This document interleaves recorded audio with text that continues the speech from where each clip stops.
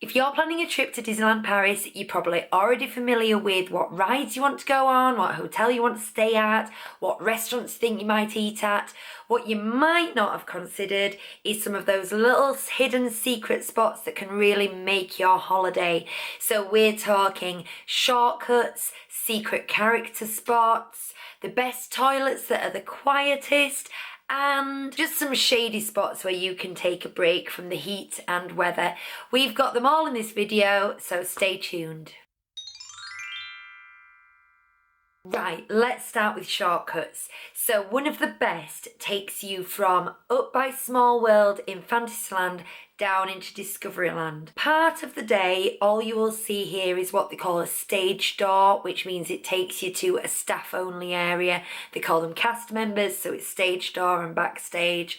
But for part of the day, that door will open and it will lead to a little leafy path that takes you from Small World and comes out behind the Hyperion Cafe, just next to the Discoveryland station. Now, the reason for that is that's where the parade starts and finishes. So that's the holding area for all the floats before the parade.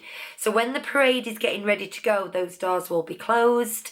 And at times of year when you're having a lot of cavalcades, such as Christmas and Halloween, it might not open at all. But for a good portion of the day, those gates will open and you will be able to move freely from one to the other. Not many people know about it. It's not on the official map, so it's often a really quick and quiet route to get from one land to the other, save you having to fight your way through the hub on a busy day. My next shortcut isn't exactly secret. Pretty much everybody knows about it, but it just surprises me how few people seem to use it, and that is the two arcades that go either side of Main Street, USA. So these are unique to Disneyland Paris. You won't find them in any other Disney park worldwide. They were designed to cope with the Parisian weather, to give people a shaded way of getting from the hub into Town Square. But they're also filled with Easter eggs and little beautiful Disney details. So you've got the Discovery Arcade on the side where you've got Discoveryland, and the Liberty Arcade on the side we've got Frontierland. The Liberty Arcade also has a tiny little walkthrough to do with the Statue of Liberty in New York. A lot of people miss that one. It'll only take you 30 seconds to look at, but it is worth seeing. And both of them contain other things that you might want to know about, such as ATM machines and the commemorative coin vending machines, places to sit down, benches, toilets, those kind of things. And it's amazing how quiet they get. So first day that you're there, walk up Main Street, enjoy the castle. The rest of the time, when you may be in a bit more of a hurry, use the arcades. It is a lot quicker. And that takes me nicely onto another one of our shortcuts. Not many people know that you can get all the way from Town Square well into Frontierland on a rainy day without getting wet. If you go down Liberty Arcade and turn left at the top, you will find another covered walkway that takes you straight round the corner and brings you out by the Lucky Nugget Saloon. You can then go on the porch of the Lucky Nugget Saloon and go around the corner almost all the way to Phantom Manor. And then if you follow it to the right, it'll take you into Fort Comstock, which is the big entrance to Frontierland, and you can then follow another covered area into Adventureland. Now beware of that one, because you actually go through a smoking area. So if you've got little children with you, or you really don't like the smell of cigarettes, that might not be a good one to use, but it's certainly a quick way of getting from one land to the other, and it keeps you dry. And the last one on my favourite shortcuts takes you from the Indiana Jones attraction to the Swiss Family Robinson, but round the back of the Swiss Family Robinson treehouse. Again, not secret, it's on the map, but it's just not a very well-trodden path. People tend to go the main way around the front that takes you past Adventure Isle, that takes you past Colonel Hathis, and if you just want a little bit of room to swing your elbows, that is a much better route. And while we're up in that direction, I'm going to take you into a whole new category, and that is the quietest toilets. So you're up at Indiana Jones, and on your left, there is a little toilet unit there. Because the only place you can be going if you're going up in that direction is to one single attraction, Indiana Jones, it is naturally Very quiet place for toilets. Another one, for similar reasons, is down by Phantom Manor. And then my favourites are the ones round the back of Toad Hall next to the Mickey Mouse Theatre. So these are really just nicely themed with little details, and the male and female signs are just pictures of Toad in different outfits. But what I think is the best thing about these is the right opposite Le Chateau de Marionette toilets, which are some of the busiest. So there's loads of queues going on at that side of Frontierland, and nobody seems to think to go to the Toad Hall ones. So get yourself around there, quiet toilets. But sometimes all you want when you're on a Disney holiday is a shady spot to sit and relax. We have been there. We have sat cross-legged on the floor in a tiny little shadow just to get a little bit of coolness and relax our aching legs. So I'm going to talk now about the best places to just go and chill and relax. And the first place I'm going is into Discoveryland, and it's round the back of Space Mountain facing Mickey's PhilharMagic. Not secret, but it's just not a very well trodden path, because the only reason you would be round the back there is to go to Mickey's PhilharMagic, and people tend to congregate at the front. You get a real bottleneck over by Autopia and by Orbitron.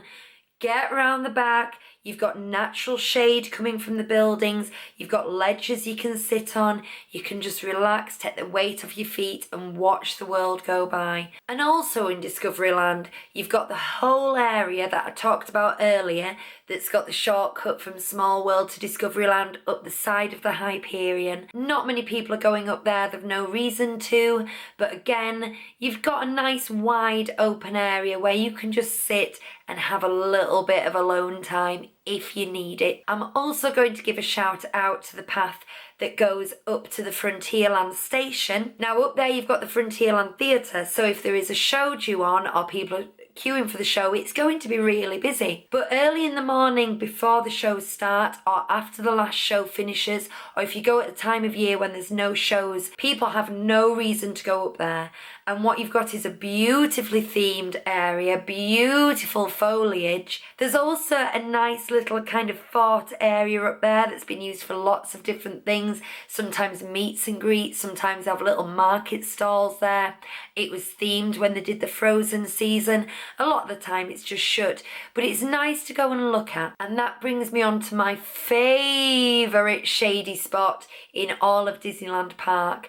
And that is the little path up by the Storybook Boat Ride and Casey Jr. Not secret, it might actually be fairly busy, but it is very, very shaded. There are benches there, which is important because you will find yourself sitting on the floor sometimes. So there are benches, but also it is a bit of a secret character spot. If characters or friends of characters are practicing meeting the public, if they're in training to meet the public, they will sometimes do an impromptu appearance up in this area just so they can have a 10-minute stint, and there won't be a queue, there won't be a photopass photographer, a character will just appear. This isn't guaranteed, but I have known it happen, and I have seen random characters appear in that area fairly regularly. It's also the route they take to go backstage when they've been meeting in Fantasyland. So if you're there in sort of the middle of the day between 11 and 3, you will see quite a few characters just walking past. And okay, that's taken me onto a different category entirely, hasn't it? That's taken me onto secret character spots. Now I have got an absolute gem for you here. If you are going at a time of year when they are doing shows on the castle stage, I'm not talking the hub, I'm talking the castle stage. The performers, the dancers, the characters, they have to enter and exit that stage somehow, and the way they do it is by a route that goes up into the cloisters of the castle, down by the side of Bella Notte restaurant and out up there.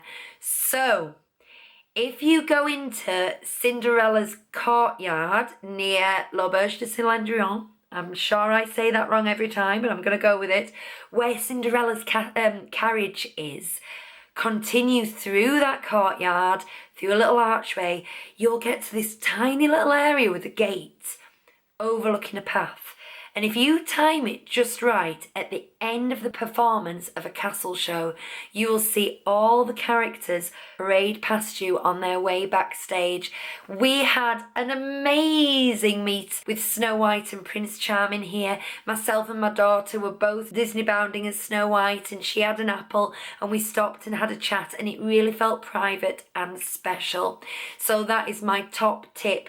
Again, it only counts at certain festivals, certain times of year, certain times of day. But if you can swing it, that is a great little place. And if I keep on with characters, there's a couple that are advertised, that are on the map and are on your app. Oh, that rhymed. They are on the app and they are on the map. But you still might miss them because they're so easy to walk past. One is behind the old mill. I've most often seen Tigger back there in the last sort of 3 trips we've been, but it could be anybody, it's not particularly themed. But there's often hardly any queue for that meet because people just don't see it as they walk past. It doesn't get the natural eye magnet that some of the areas do. So that's a nice one to go to if you want a meet with a low wait. Another good one is down the side of Colonel Hathie. You get this little walkway that goes around a sort of tiny waterfall and stream, and it's got some really great sculptures from Lion King. It's got Zazu, and from the Jungle Book it's got Kaa. And you will have characters like King Louie and Baloo and people like that will meet in that area. But again, because it's a bit hidden from the main path, you don't get the footfall, and so it can be a bit of a shorter wait. And it's a gorgeous area. When there's no characters meeting, go and have a walk around that anyway. So I'm almost done with Disneyland Park now before I head over to the studios to tell you some secret spots over there. And my final category is just miscellaneous stuff. So I'm going to talk to you about the walkthrough attractions of Disneyland Paris. Now, I think I'm going to have a separate video on these because they're just amazing, and it seems that no other park in the world has got as many simple walkthrough attractions as we do. But they're so easy to miss. There's a dragon under the castle. Make sure you do not miss that. That is so special to Disneyland Paris, and it's really atmospheric. You get the smells, the sounds, everything about that place is brilliant. Another one of my favourites that most people will leave Disneyland Paris without doing, and I don't know why, is Aladdin's Passageway just by the entrance of Adventureland. It's literally just a walk-through corridor that's got lots of little dioramas and vignettes and displays from different bits of the Aladdin story, but it's cool in there. It's generally quiet in there, and these are really fantastic pieces of sculpture that you can stand and look at for a long time. It's great for families, it's great for the older generation, it's great for couples. It's just a really, really good attraction. And the last one, controversially I suppose, is the Nautilus. So this is not always open, it's a bit seasonal, but it's Captain Nemo's submarine from 2000 Leagues Under the Sea. My brain is going. And you can see the giant squid and the organ, and there's some really, really good details. If you're into Imagineering and film props, you can go and look at the maps. And it's got really, really good atmosphere going in there. I must admit, it's not a great one for kids. They won't get the references. It's a bit dark, it's a bit dull, but it's a really good one if you're an adult who loves that kind of theatrical Imagineering. My next one is Adventure Isle, full stop. I mean, can this be called a hidden secret when it's almost an entire land in itself? It's massive, but the thing is, it's full of tiny caves, rope bridges, walkways, little areas, the skeletons you can find, the signposts and jokes. And I have been dozens of times. I still can't find my way through without getting lost. It's crazy. And we always set aside like half an hour of our trip to go and just walk or run sometimes all the way around Adventure Isle. Do not miss that. You will find a bit of that Disneyland Paris that you think is entirely your own, that no one else has ever found. They probably have, but it's nice to have that feeling. And my final one in Disneyland Park is going to be, in my opinion, the superior photo spot for your snap in front of the castle. Now everyone wants to stand bang in front of the castle in the middle of the hub, take a selfie, but the thing is you're surrounded by dozens of other people trying to do the same. Everyone's got their arms up doing this. You've got selfie sticks going on. You've got people trying to take photos of families and someone's walking in front of you. It's not fun. There's a slightly better area going down towards the dragon's lair, but you end up having to get a bit of an upward shot to get all the castle in because it's quite close. In my opinion, the best angle, the quietest place to take your photo is round the side. Just turn right when you're going towards the Adventureland entrance, and it's a path that takes you up past the side of the castle into Fantasyland.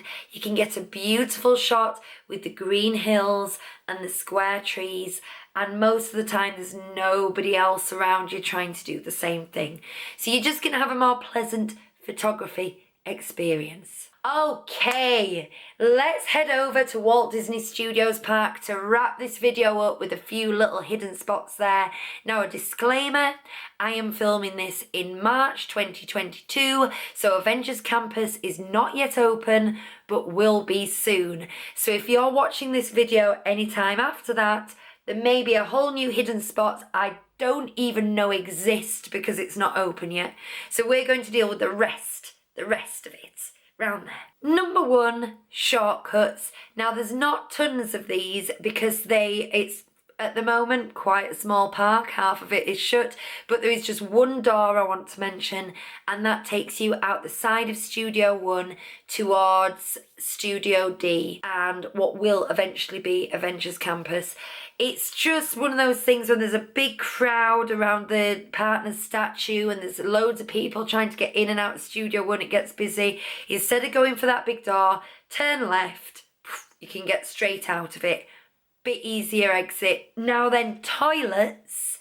There is quite a big block around the back of Art of Animation, but what I find to be quieter are the ones up the side of the Ratatouille shop, and they are very nice. They are very nice toilets. For quiet spots and shady spots to take a break, you've got the entire area that goes up to Cars Road Trip Route 66.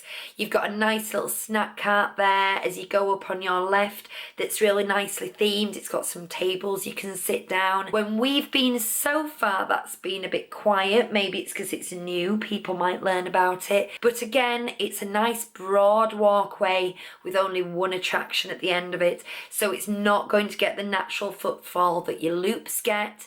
It's shaded, it's rich in detail, it's a nice place to go and hang out. But my personal favourite, it's not quiet exactly, it's definitely shaded, but it's just a great place to watch the world go by. And that is in the tunnel that is done up like a barrel of monkeys between Plaster Remy, the Ratatouille courtyard, and Toy Story Land. I've sat there rocking a sleeping baby while my party go on to different rides and things. I've sat there while I wait for some other people to go to the toilet. I've sat there and waited for someone to bring me food, and it's always nice to be able to see both lands, be utterly secluded and watch all the people walk back and forth. Can you hear my voice going? I talk too much. I talk way too much. Well, it's a good job that I'm getting towards the end of this video with the final, and in my opinion, the best hidden secret in Disneyland Paris. In fact, this isn't just the best hidden secret. It isn't just the best attraction. In my opinion, it's one of the best things in Disneyland Paris, and so many people leave without seeing it. In the Art of Animation, there is a device, I think, called the zoetrope. Now, if you know what one is, you know what one is. If you don't know what one is, I don't really want to tell you. I want you to go and experience it. It's absolutely magical. But basically, it's demonstrating in real time, in front of your eyes, how animation works. I think that's all I'm going to tell you. But go into the Art of Animation lobby, or ask a cast member, turn left, you'll see this zoetrope, go in, have your mind blown. It's just my favourite. It's just my favourite thing. It's my favourite thing ever. I love it. Go, check it out. Do it. Right, Oh, I need to rest my voice now. I have had so much fun telling you about that, and it's got me excited to go back to Disneyland Paris. I hope you can use some of these tips, and I hope you find somewhere nice to chill out and find somewhere exciting to see characters. If you want to tell us all about it, we do a live Disneyland Paris news show right here on YouTube every Sunday at 8:30 p.m. where we go over the news. We have chats, we talk to people in the live feed. You can also catch that as a podcast on Apple iTunes, or just subscribe to this channel because I'm going to have loads more Disneyland Paris secret videos coming up. Okay, thank you for joining me today. I've been Lucy, you've been great. Goodbye.